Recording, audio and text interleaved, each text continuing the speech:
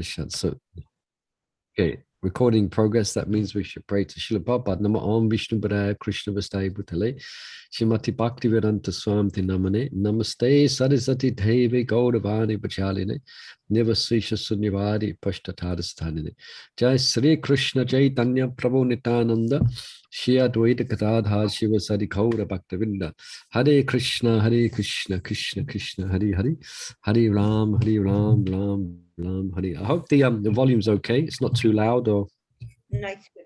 It's brilliant. okay. It's not distorted. Just all right. So let's we're starting here where it's highlighted in yellow. Now, just on yesterday we were speaking about how Prabhupada always speaks based on the authority of scripture, and that once you have some type of knowledge of, or you've read Srila Prabhupada's books, then sometimes you can identify verses that he is paraphrasing. So beginning here, this is paraphrased from one verse. So I'll ask, so anyone can name this verse, like this part here, just before we begin, get off to a good start. I'll ask you a question. This section here, Vedic knowledge is not imparted by such defectively. It was imparted unto the heart of Brahmaji, the first living being. I'm going to test your reading of Prabhupada's books. It's this actual part is more or less word to word from a well-known, very important verse from the Srimad Bhagavatam. Parampara. No, Parampara, I think you're referring, that's a verse from the Bhagavad Gita. Yeah. Parampara Praptam. That's the 4th chapter. Transcendental knowledge. Is it Brahma Samhita? No. It's not Brahma Samhita. It's actually from Srimad Bhagavatam. So you got a choice now between 18,000 verses. Yes. Srimad Bhagavatam. I tell you, it's from the 1st canto. Well, we've read it a few times, but we haven't come across that. Maybe it must be in yours. It's in every edition of Bhagavatam. It's the 1st canto of Srimad Bhagavatam. I'll give you another clue. Okay. It's the 1st canto and it's the 1st chapter. Is it the 3rd verse? No, it's the 1st verse. First verse. First verse, yeah. Tena Brahma Hridaye Muyanti Yatsurya.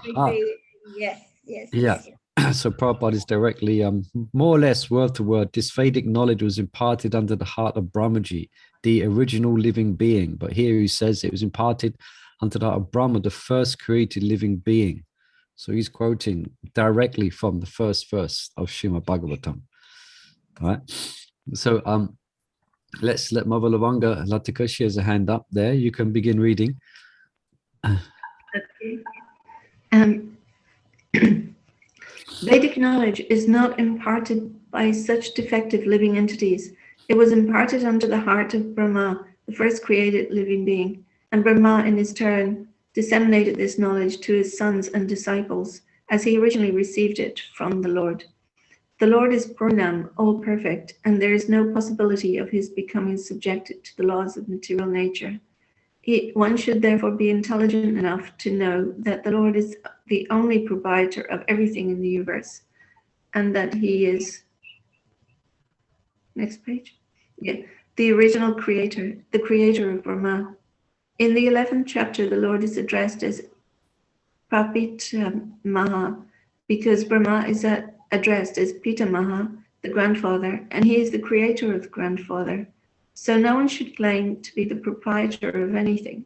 One should accept only things set aside for him by the Lord as his quota for his maintenance. There are many... Sorry, Levan, can I quickly ask a question? Molly Prabhu, is he there? I'm muted to stop you hearing my sneezing. I'm so sorry. Yes. I thought about this yesterday, but I figured it out, but I want to see what you're going to tell me. Oh, what others as well can also answer. Oh, go on. Okay, Brahma is born from Vishnu lotus, right? So Yeah. here we just read, it's complete. He's complete. Krishna is complete, right? So then how Brahma is in the material world as his planet is topmost planet in the material world. Does that make sense? So yeah, you're questioning this concept that everything is complete, and Yes. so therefore Brahma, you're saying he's in the material world Yes. rather than the spiritual world. Yeah. His planet is in the material world, and he Planet. is. Yeah. So how does that come under the context of being complete? Complete. Yes. That's the question. Yes. Well, this completeness it's in regards to the resources and the natural maintenance of the material universes. It's complete in of itself. Say, for instance, if this earth is managed by pious people or by Raja Rishis, saintly kings, then there will be no starvation, there'll be no poverty, there'll be no disease. It's perfectly created to sustain all living entities with everything they need. And the Bhagavad Gita is a verse like that. And Krishna sent sacrifices for Vishnu, so that by performing these sacrifices, everyone can be completely satisfied, and at the end, they can go back to the spiritual world. So everything is complete. So, but it's due to mismanagement that there seems to be incompleteness. As Papa was saying in the previous paragraphs, that because society in general is not pious, and it's not on a path of piety, or it's not aimed at devotion or pleasing Vishnu. So this complete place seems to be incomplete, but that's because people are not surrendered to the complete. That's Papa was saying. Yes. But so that's the context as far as I understand this. For instance, I'm just reading the 7th canto of the Srimad Bhagavatam, and hearing about the demon Hiranyakasipu. So he's definitely not complete. And he's given a lot of he's not very he's not nicely, or he's not treating his son very nicely. So you could say, all right, so that's not complete. Well, that because he's going against the complete arrangement of the Lord. So therefore there's going to be some friction, there's going to be some reaction, which is all part of the complete arrangement of the Lord as well. Right. Anybody else on that?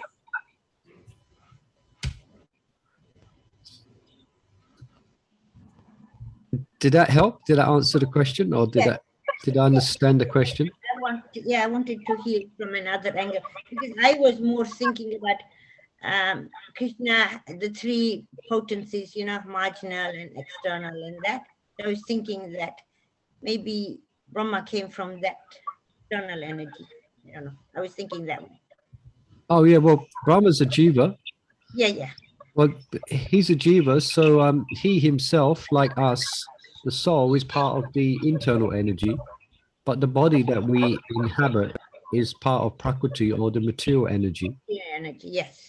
And we are marginal. So we are marginal, Tatashta Shakti. But yeah. Yes, that's where I was going from. I was thinking that way. All right, so I just gave it another angle. Like if you think about I wanted another angle to it. Yeah, I wanted. Yeah. Everything is here on this earth for everyone's prosperity and well-being. I think it's Nelson or Gandhi said, "There's enough for everyone's need, but not enough for everyone's greed." Mm-hmm. So therefore, there's people starving. There's now we're going through the crisis, the ecological crisis as far as the weather, with places becoming global warming. It's all because of mismanagement, and because the world is managed by impious people who don't know how to live according to the laws of Krishna, the laws of God. Okay? Yes, thank you. Yeah. Sorry, disturbing everybody. Sorry. No, it's not a disturbance. It's a nice question. So, I mean, I guess it would, I mean, there's many verses in this just last paragraph, which Prabhupada is referring to, I think. Can anyone say, this sentence here is referring to a verse from the 5th chapter of the Bhagavad Gita, a well-known verse. This part here. The last verse of the chapter. Bhakta yam yakantapasam savaloka maheshwaram. The Lord is the proprietor of all planets thereof and all the demigods. Yeah. And this one, this sentence here. That's Isha Panishad. Isha Panishad again. Upanishad. Isha Panishad. Okay. And he goes on to more here as the next sentence as well. And this is exactly in line with what I've just answered. It's this next section here. One should accept only those things set aside for himself for his own quota. Mhm. Right. Anyway, Mother Lavangalas, you can continue Yeah. reading. You just read one paragraph and we Yeah. jumped in and cut you off. Okay. Please continue.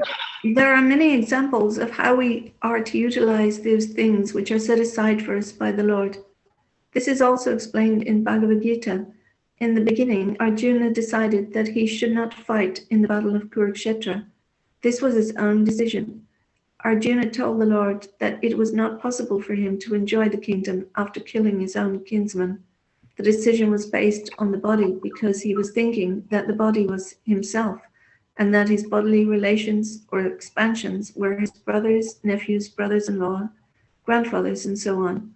Therefore, he wanted to satisfy his bodily demands.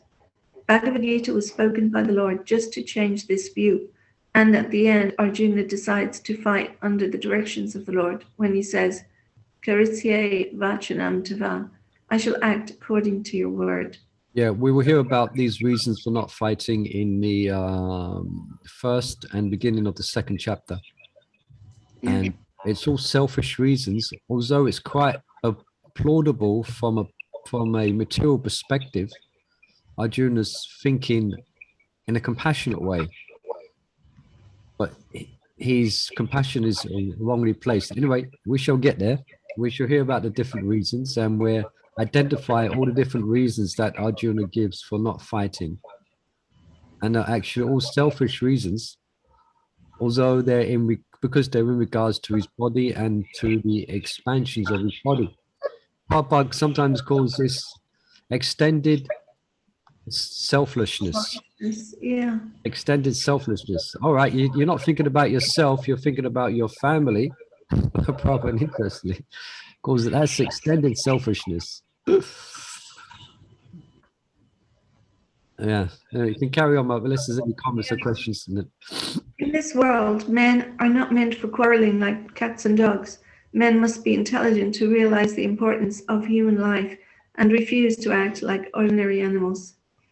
A human being should realize the aim of his life, and this direction is given in all Vedic literatures. Okay, what's the sorry, perhaps I shouldn't keep stopping and ask you questions, but I hope does anyone know the Vedanta aphorism that Prabhupada's referring to here? The first verse is the Vedanta Sutra.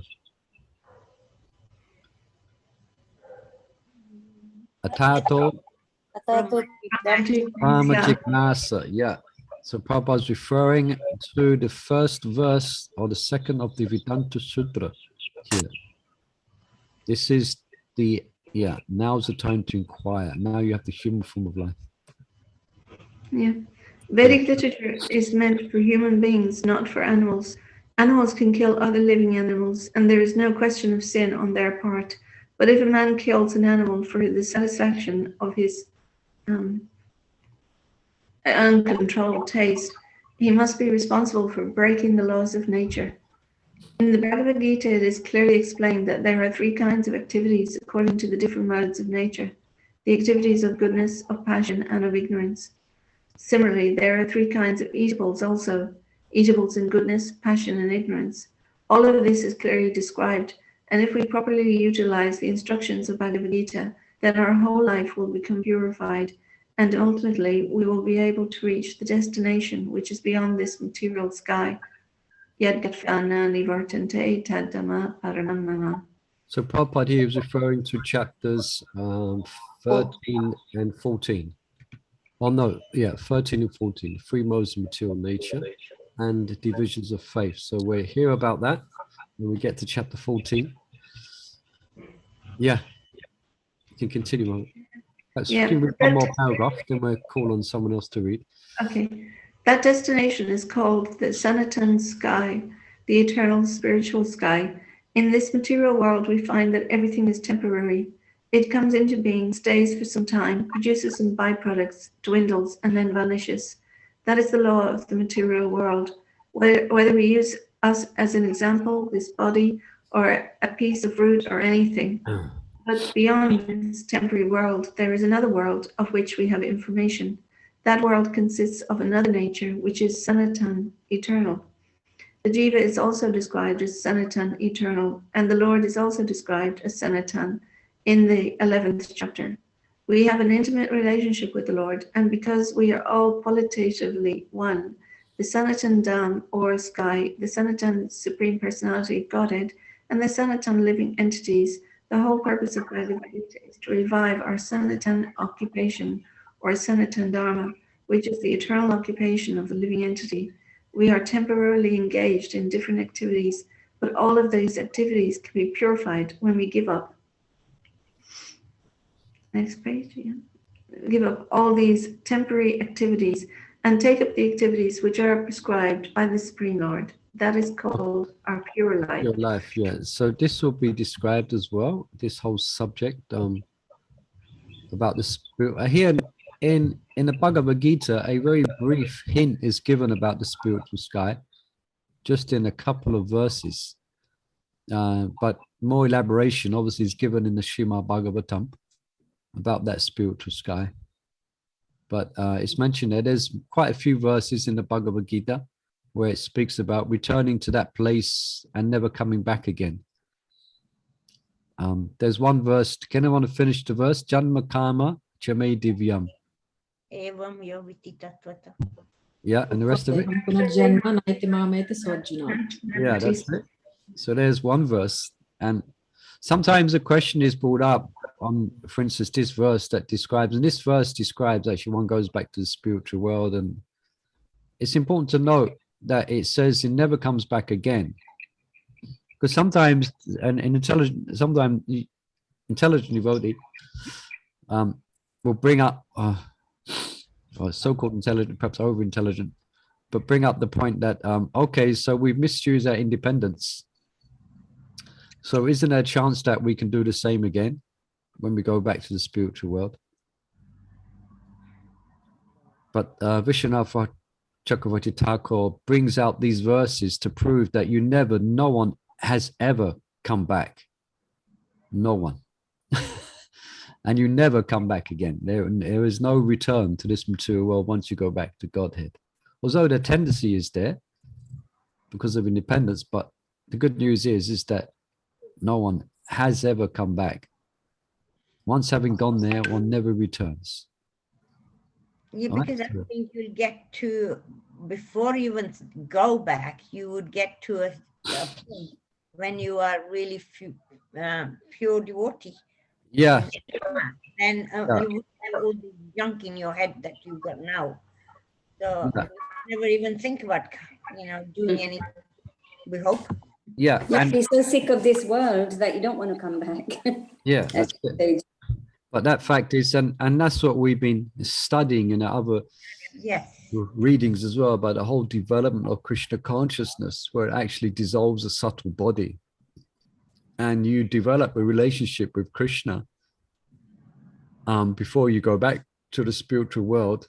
You actually develop love and affection for Krishna. And so therefore you give up your false identification. And you won't be able to go back unless you're at that stage of purity. Yes. Question, like, we go back to the spiritual world and there's no chance of anyone coming back once they've returned. there are like spiritual entities in the spiritual world who have never been to the material world, and we will never return to the material world. But would they? That seems like we are in a better position because we've actually come to the material world. Now we're never going back. But if they have a wrong desire, they might end up in the material world. I mean, are they aware of that? Are they aware of that? Or suddenly they have this thought and then suddenly they're in the material world? Wow, it's a good question. I look at there's different speculations on that. Well, then, Nitya Siddha, like Lalita and Gopis and Cowherd Boys and Nanda Maharaj and Madhya Yashoda, they're all kind of Nitya Siddha. So it's not, and it brings up the subject of the fall of the jiva. It gets into that. That's what I was thinking. Now, just on that point, my Guru Maharaj speaks of Prabhupada giving different, how can I explain? In some places, in the Srimad Bhagavatam, I have to say this with a bit of caution, without creating a controversy. There are statements which seem to indicate that we come from Mahavishnu. Now, I don't know. I'm just saying what's there. There is some verses. So there's verses to support both, But the point is, say like Madhya Yashoda, for instance, she is so, her mind, or her spiritualized mind and her consciousness and her heart is so absorbed in Krishna that no other thought enters her mind, even materially speaking, isn't it? When you see I think because you're mothers, and most of your mothers, and so when you have your first child or your child, then you're completely absorbed in thoughts of your child, isn't it? Mm-hmm. Completely absorbed. Like the other day at Bhaktivedanta Mana, I was seeing one Mataji who's done last time we taught the Pujari course at the Mana, she was assisting. And if we taught at the Mana, she was going to perhaps assist again. And I happened to see her. I've never seen such a happy, well, I've seen happy people before, but she was so happy and over the moon. Why? She had a young child in her arms. she was so like, you can say, there's nothing else on her mind and in her heart other than a child. So what to speak of Madhya Yashoda? So it's not as if, so the Nitya Siddhas, they're not struggling with duality.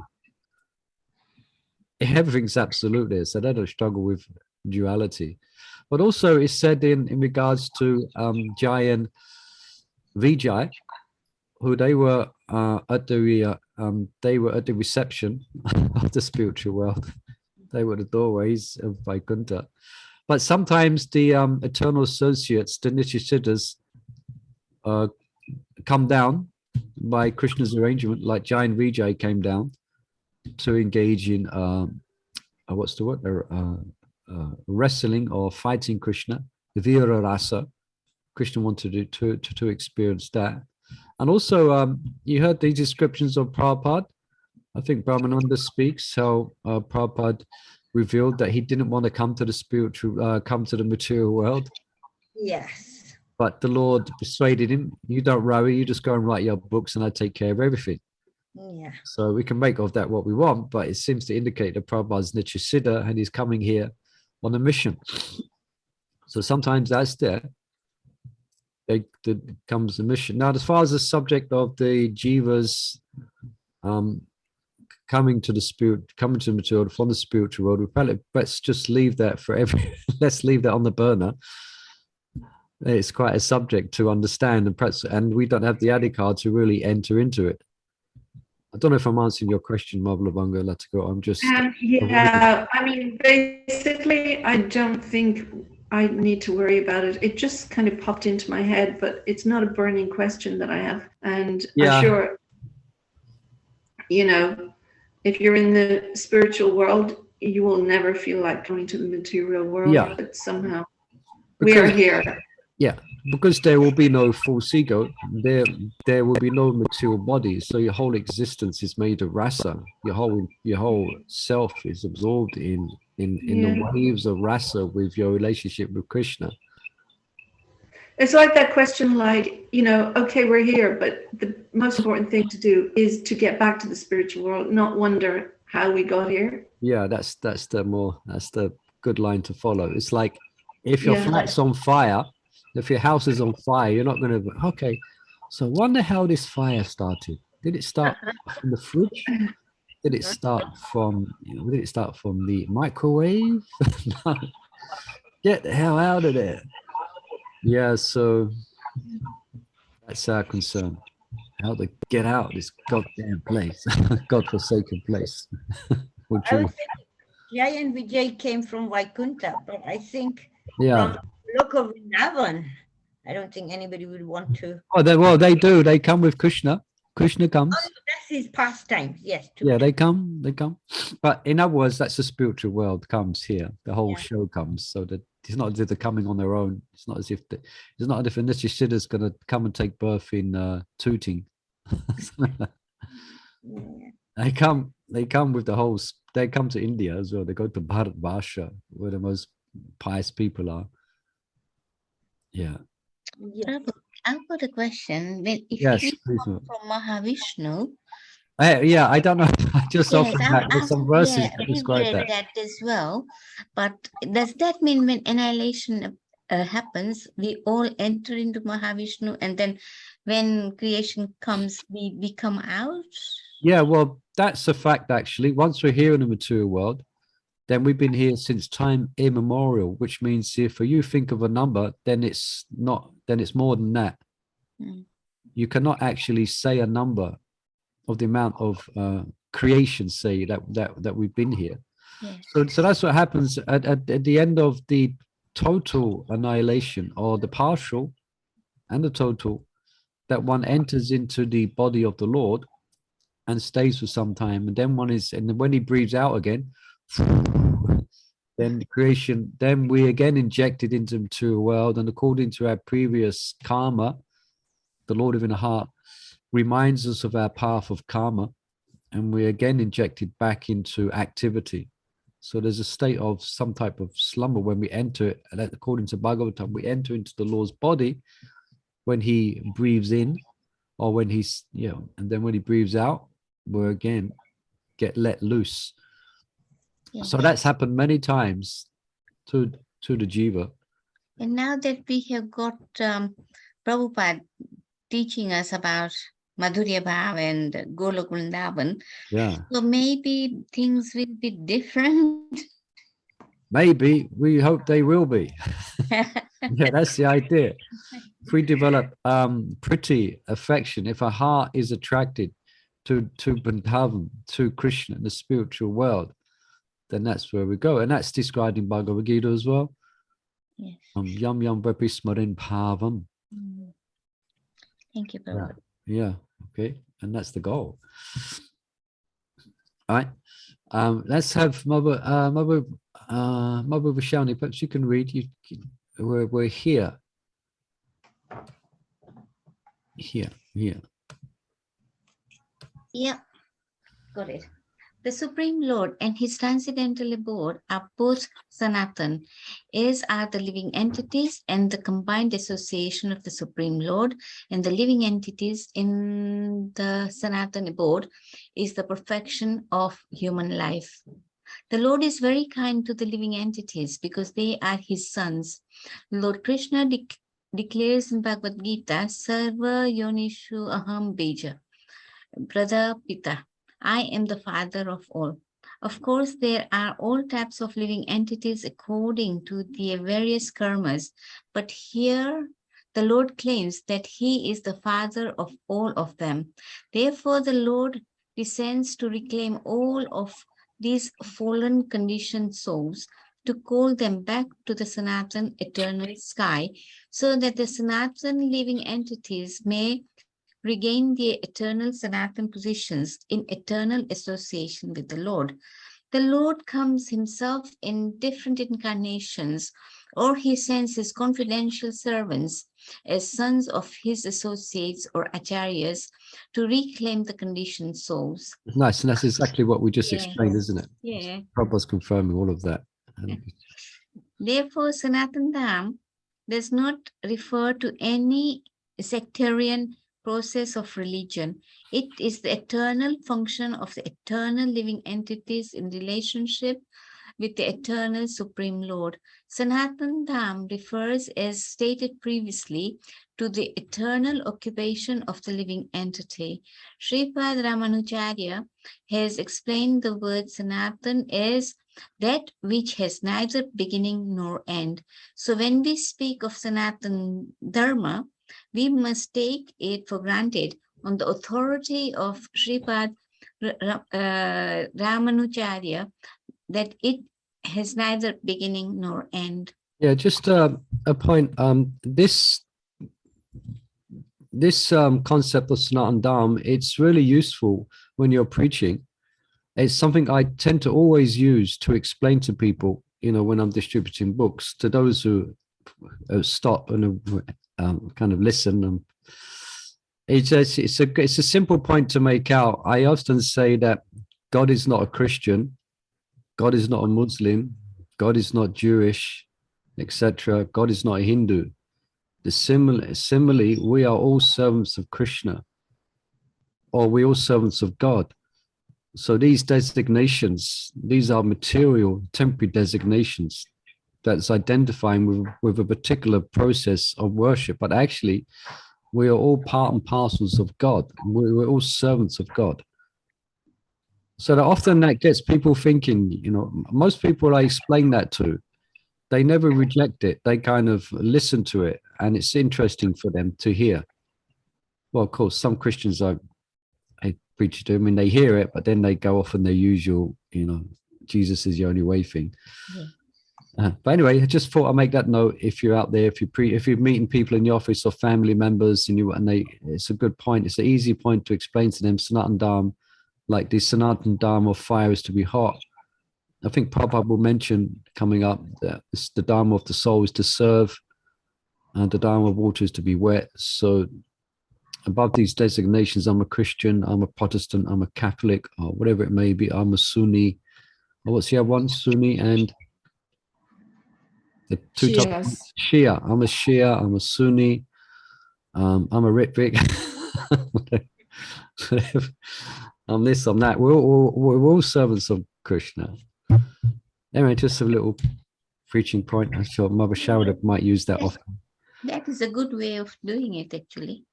Yeah, it's simple. It's a simple one. Just explain. Just remember Sanatana Dharma and explain what it means. It means the eternal occupation of the soul.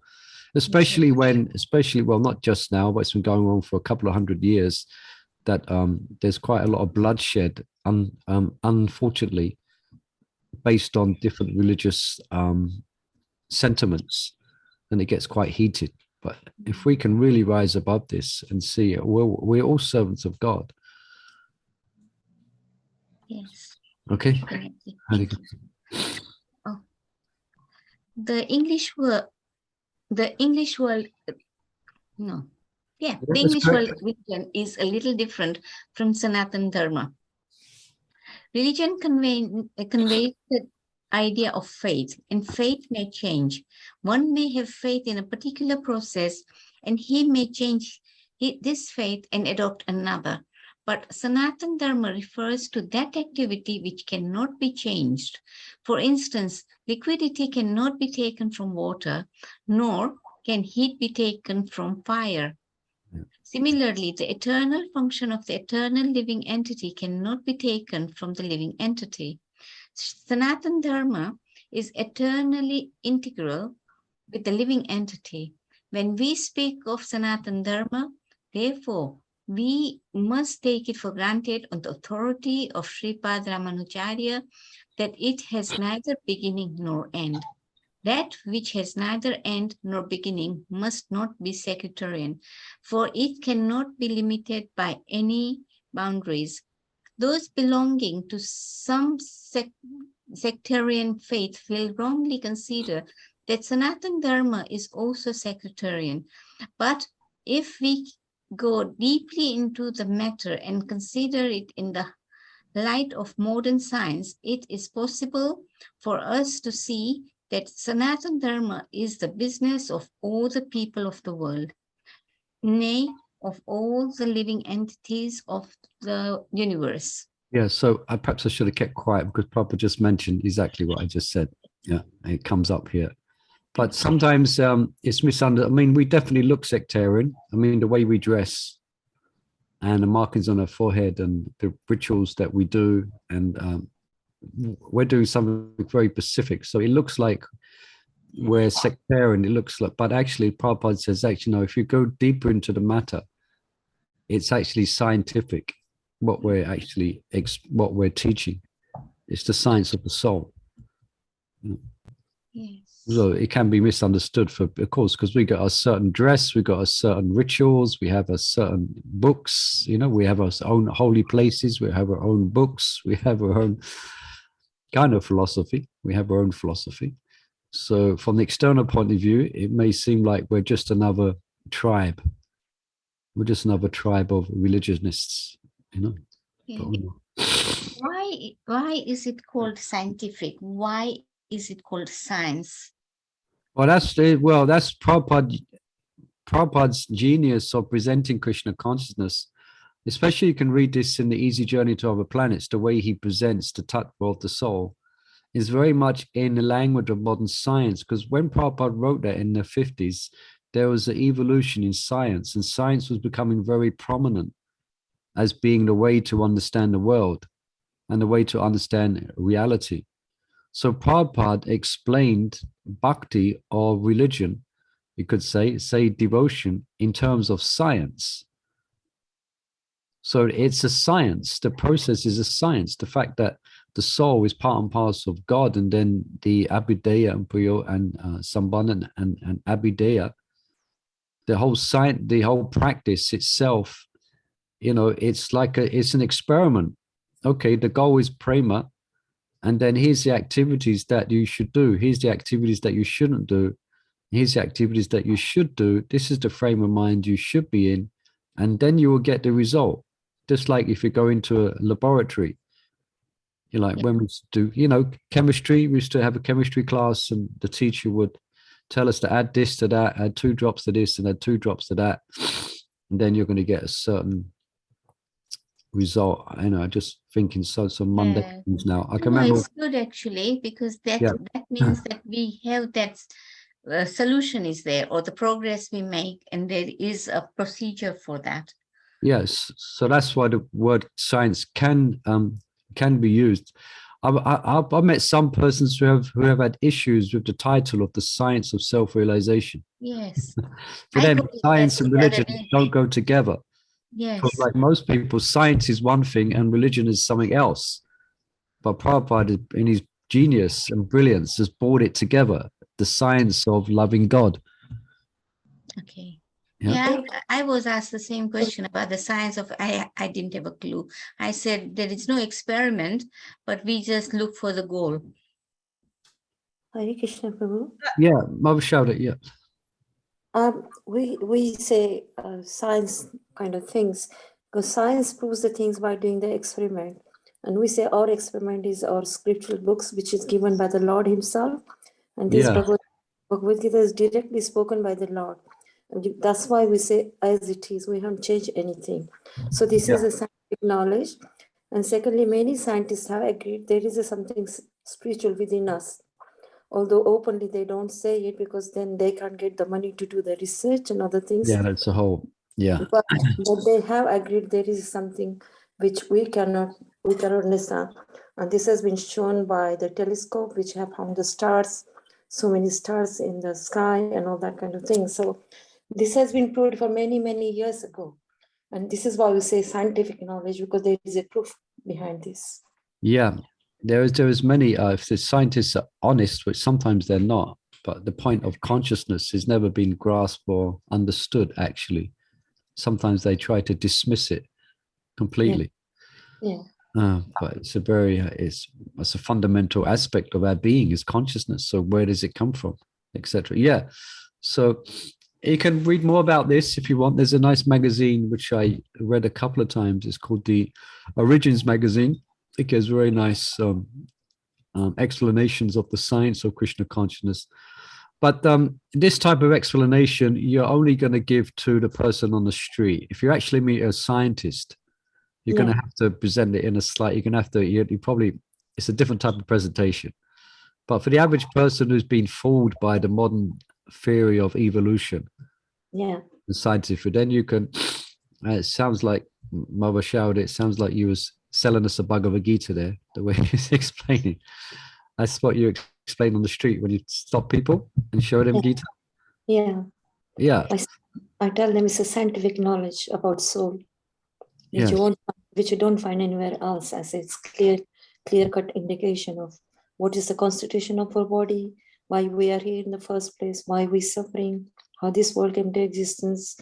So many things I explain them, and then they get attracted by that, and then they start taking the view.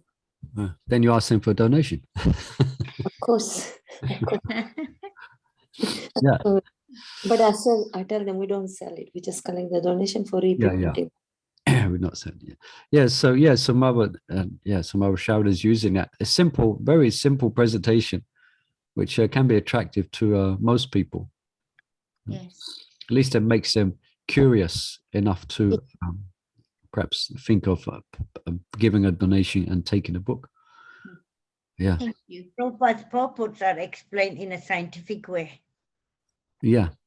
Quite often reading the way he explains it is in a scientific way, Yeah. At one point and he goes, why too, Yeah. Actually, sometimes the philosophy can be so scientific and so detailed that it can be exhausting or difficult to grasp.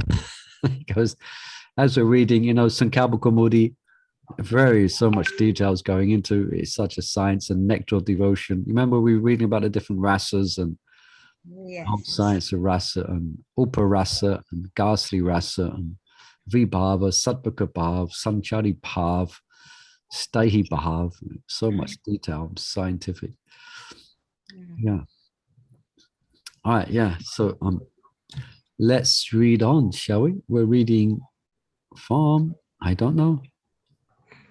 Here? Non-Sanatan. Okay.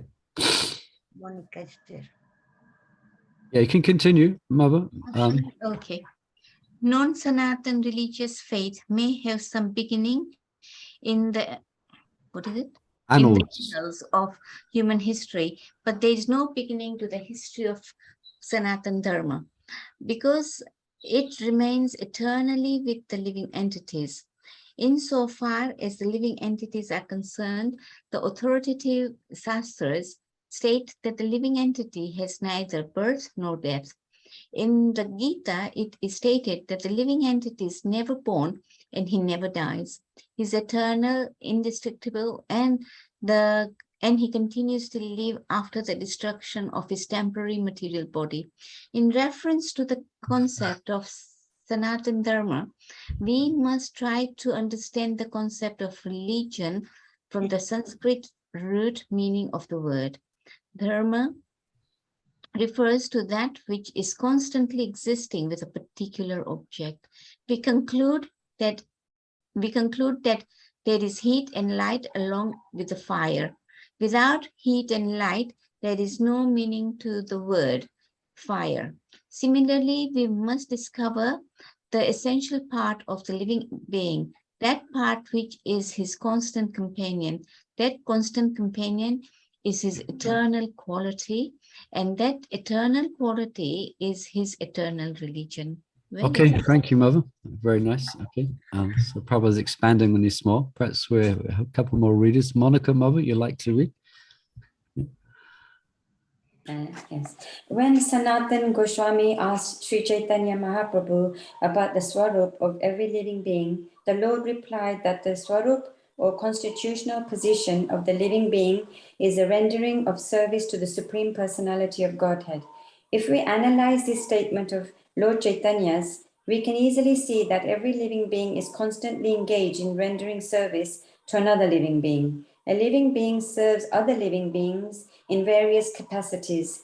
By doing so, the living entity enjoys life. The lower animals serve human beings as servants, serve their master. A serves B master, B serves C master, and C serves D master, and so on. Under these circumstances, we can see that one friend serves another friend. The mother serves the son, the wife serves the husband serves the wife, and so on.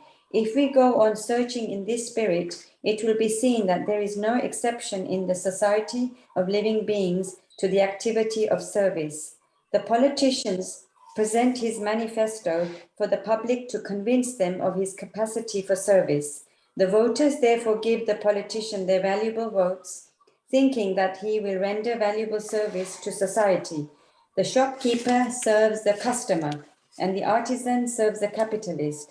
The capitalist serves the family, and the family serves the state in the terms of eternal capacity of the living being. In this way, we can see that no living being is exempt from rendering service to another living being, and therefore we can safely conclude that service is the constant companion of the living being, and the rendering of service is the eternal religion of the living being.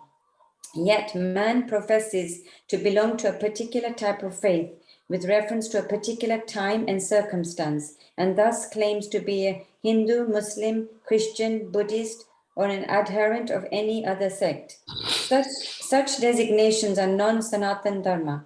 A Hindu may change his faith to become a Muslim, or a Muslim may change his faith to become a Hindu, or a Christian may change his faith, and so on. But in all circumstances, the change of religious faith does not affect eternal occupation of rendering service to others. The Hindu, Muslim, or Christian, in all circumstances, is a servant of someone. Thus, to profess a particular type of faith, it is not to profess one's Sanatan Dharma. The rendering of service is Sanatan Dharma. Factually, we are related to the Supreme Lord in service. The Supreme Lord is the supreme enjoyer, and we are living entities, are his servitors. We are created for his enjoyment. And if we participate in that internal enjoyment with the Supreme Personality of Godhead, we become happy. We cannot become happy otherwise. It is not possible to be happy independently. Just as no one part of the body can be happy without cooperating with the stomach. It is not possible for the living entity to be happy without rendering transcendental loving service unto the Supreme Lord. In the Bhagavad Gita. Is there any reflections on this? Prabhupada's expanding it a bit more on the same topic we've been speaking about.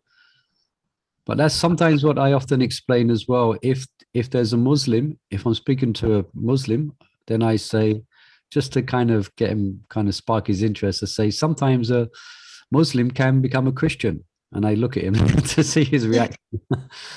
Because you know they're definitely not into that. Apparently, if you stop becoming a Muslim, then you can be killed, I think. And we see people change their faith. But anyway, let's get to this point that we're all, the point Prabhupada makes, which we haven't brought up as yet, Prabhupada's making, that we all have this tendency to serve. So this is coming from our original relationship with Krishna. It's one of rendering loving service. So that is never taken away. That spirit is never taken away. Just it will manifest here in serving, called serving mammon, or serving the family, serving society. Like at the moment, there's lots of Ukrainian men are patriotically serving Ukraine, and in Russia, I don't know if they're so enthusiastic. There's serving, service is going on. But we need to, they rigid, because that's coming from us being eternal servants of Krishna. No? Okay, perhaps you can read more. Yeah, in the Bhagavad Gita, worship of different demigods or rendering service to them is not approved. It is stated in the 7th chapter, 20th verse, Kamistester hita jnana prapyanti niya devataha tam niyamam asatya prakti niyata sevaya. Those whose intelligence has been stolen by material desires surrender unto demigods, and follow the particular rules and regulations of worship according to their own nature. Here it is plainly said that those who are directed by lust worship the demigods and not the Supreme Lord Krishna. When we mention the name Krishna, we do not refer to any sectarian name. Krishna means the highest pleasure, and it is confirmed that the Supreme Lord is the reservoir of storehouse of all pleasure. We are all hankering after pleasure. Anandamaya Bayasat, Vedanta Sutra. The living entities like the Lord are full of consciousness, and they are after happiness. The Lord is perpetually happy, and if the living entities associate with the Lord, cooperate with him and take part in his association, then they also become happy. The Lord descends to this mortal world to show his pastime in Vrindavan, which are full of happiness. When Lord Sri Krishna was in Vrindavan, his activities with his cowherd boys, with his damsel friends, with the inhabitants of Vrindavan, and with the cows were full of happiness. The total population of Vrindavan knew nothing but Krishna. But Lord Krishna even discouraged his father Nanda Maharaj from worshipping the demigod Indra, because he wanted to establish the fact that people need not to worship any demigod. They need only to worship the Supreme Lord, because their ultimate goal is to return to his abode. The abode of Lord Sri Krishna is described in the Bhagavad Gita, 15th chapter, 6th verse. Na tad bayasat suryo na sansko na pavaka yad gatva na nirvantante tattama paramam mama. The supreme abode of mine is not illuminated by the sun or moon, nor by fire or electricity. Those who reach it never return to this material world. This verse gives a description of that internal sky. Of course, we have a material conception of the sky, and we think of it in relationship to the sun, moon, stars, and so on. But in this verse, the Lord states that in the eternal sky, there is no need for the sun, nor for the moon, nor electricity or fire of any kind, because the supreme sky is already illuminated by the Brahmajyoti, the rays emanating from the Supreme Lord. We are trying with difficulty to reach other planets, but it is not difficult to understand the abode of Supreme Lord. This abode is referred to as Golok.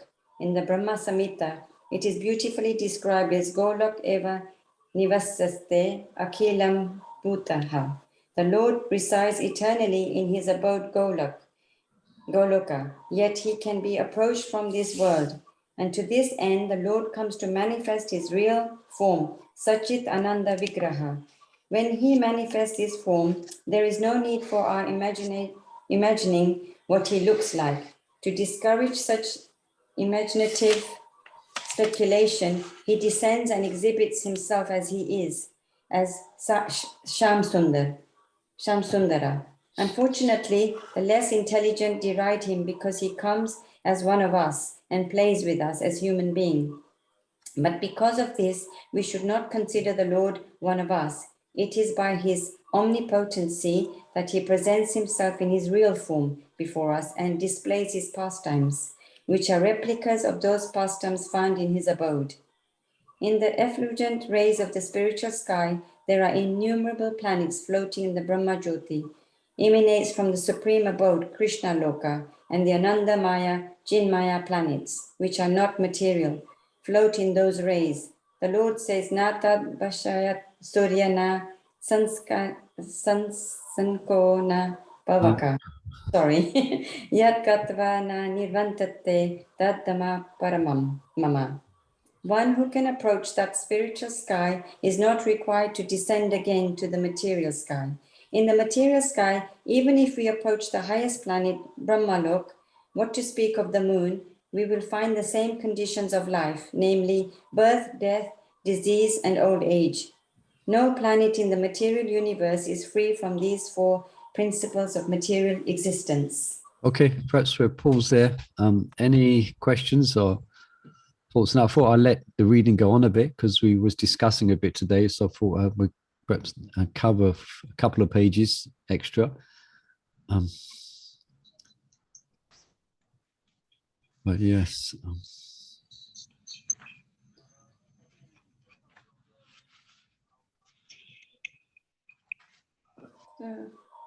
So even if we go to Brahma Lok, we still have to come back. Is that what I'm understanding here? So I think in Brahmaloka, at the annihilation of the cosmic manifestation, then the devotees go back to Godhead. Yeah. But the general principle is that whatever that's why Krishna Prabhupada encourages not to worship the demigods, and Krishna does that throughout the Bhagavad Gita. He encourages Arjuna and thus us to aim for the eternal world, not for temporary things in this temporary world. Like, so therefore, worship of the demigods is part of the Vedic corpus, is part of the plan of the Vedas, is to make people pious, and so they accept an authority. But actually, the worship is, Krishna is quite clear in Bhagavad Gita. There are Sumedasa, or they're Alpa Medasam, which means they have Alpa means very meager intelligence. Yeah. Because you're desiring something temporary. Of course, it's difficult because most people don't have a concept of eternity. Yeah. So therefore they desire just paltry things of this material world. But actually, we should have our eyes set on the Sanatan Dham, or the spiritual sky, and not get distracted. Yeah, but Prabhupada says that those who are interested in doing the demigod worship, we should not disturb them, because some point they will realize it, and then they will take to Krishna consciousness. Because a lot of people in India, they do worship the demigods and they follow the rituals and other things. And if we tell them just Krishna, they don't accept that, because their minds is set from the childhood, from the very beginning. Yeah, so that's a whole preaching tactic. It depends who you're speaking to, isn't it? So if someone's first coming to temple, you're not going to chastise them for worshipping Shiva. You're going to encourage them, come, give them prashadam, develop a relationship with them. I find the best thing to do is to let Prabhupada speak to them, is to let Prabhupada preach to them. If you're given a class, you can be more direct and explain the difference, or you can explain the results of worshiping the demigods as compared to worshiping the Lord, if you're given a formal presentation. But Sharada's right. If you're just meeting people in the temple, or you're chatting to some relatives like that, then you want to be careful how you apply this. You're less intelligent. You're Alpa. Krishna says you're less. Although Prabhupada was quite bold and quite strong in speaking, in preaching to people, but they would accept it because of Prabhupada's stature as being a sadhu and who he was. But we have to be, we have to be intelligent when we preach. But it's good if we can bring them to this point. We can bring them to the point of understanding this, that they should worship Krishna ultimately. So, yeah.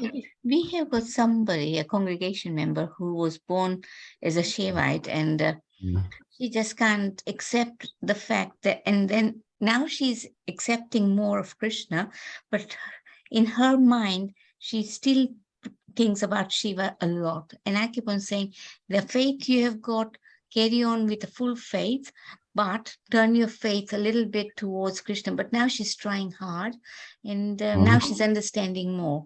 But she still cries many a times. She sits there and she cries. She says, she feels that she is neglecting her service to Shiva. So you should, I guess it's nice. I can kind of a little bit understand how you're preaching to her very nicely, making her feel comfortable, and gradually she's coming around. But she should, I guess you might have explained to her that actually Shiva's more pleased with for worshipping his worshipful Lord, and she can offer, if she, I guess she might be offering a food at home. She can offer her prasad to Shiva.